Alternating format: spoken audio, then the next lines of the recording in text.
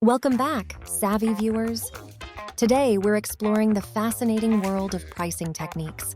These strategies help businesses maximize profits, drive sales, and engage customers. First up, markup pricing.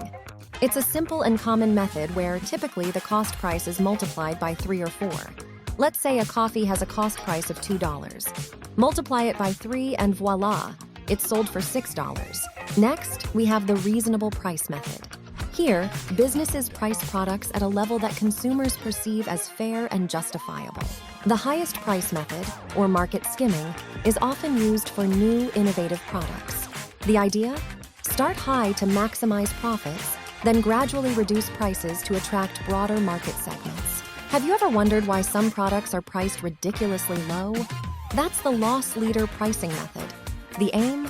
Lure customers into the store, hoping they'll also buy other higher-priced items. Competition pricing.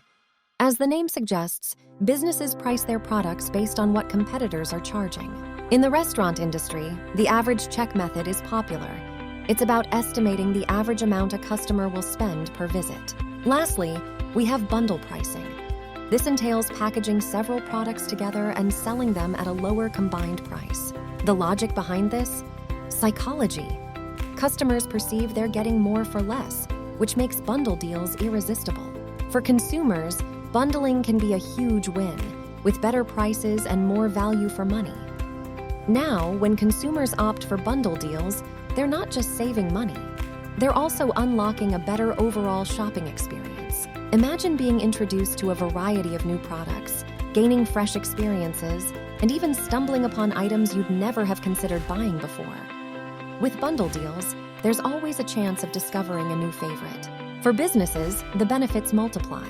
Bundle pricing maximizes revenue, certainly, but it also streamlines workflows.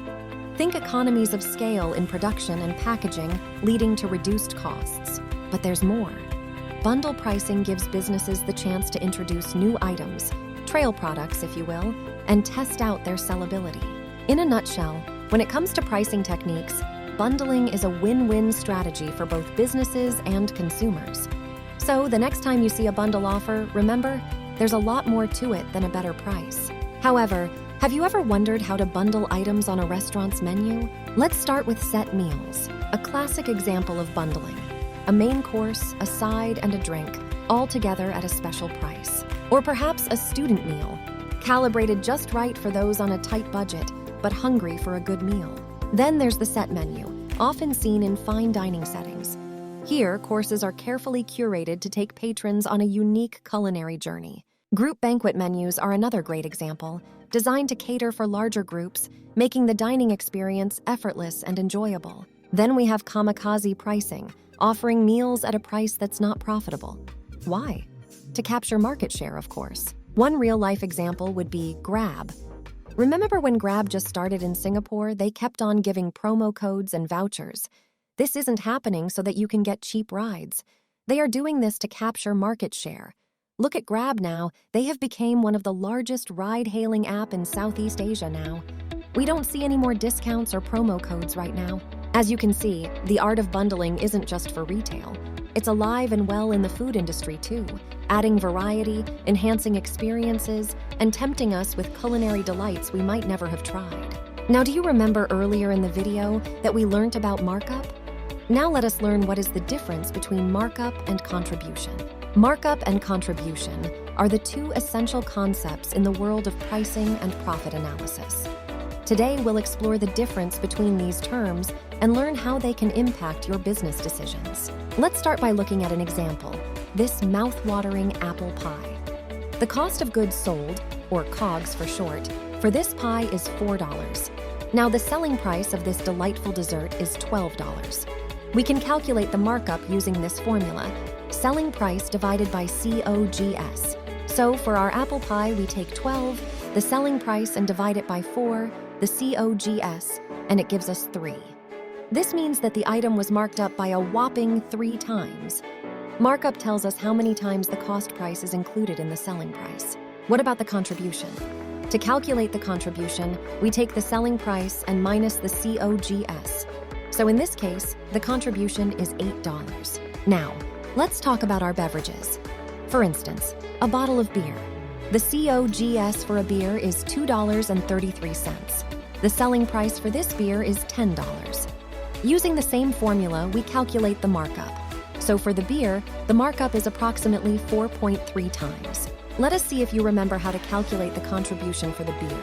Pause the video and take a few seconds to calculate it.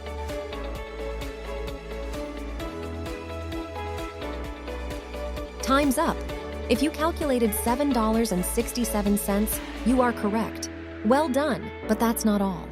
When we put all the numbers together for further analysis, the questions arise. Which item should the staff push to maximize profit? And which item should they recommend based on contribution? The answer is simple. To maximize profit, we should recommend the item which has the highest markup. However, when considering recommendations based on contribution, the apple pie takes the win. Even when it has a lower markup, it has a higher contribution. Now, what does this tell us? It's essential to consider both markup for profitability and contribution for decision-making, depending on your business goals. High markup will not always lead to high profits. And there you have it, folks, the finale of our bite-sized slice of wisdom on the art of menu engineering. We trust you found it enlightening, invigorating, and fingers crossed, utterly inspiring. Imagine, you could be the next big entrepreneur in the food business thanks to that newfound knowledge brewing in your mind. Hustlers in the making, we wish you nothing but the very best in all your bold ventures. This sizzling, stimulating video was whipped up with love and gusto by the spirited students of SIT from the Uber Cool course, ICT 3001. Until next time.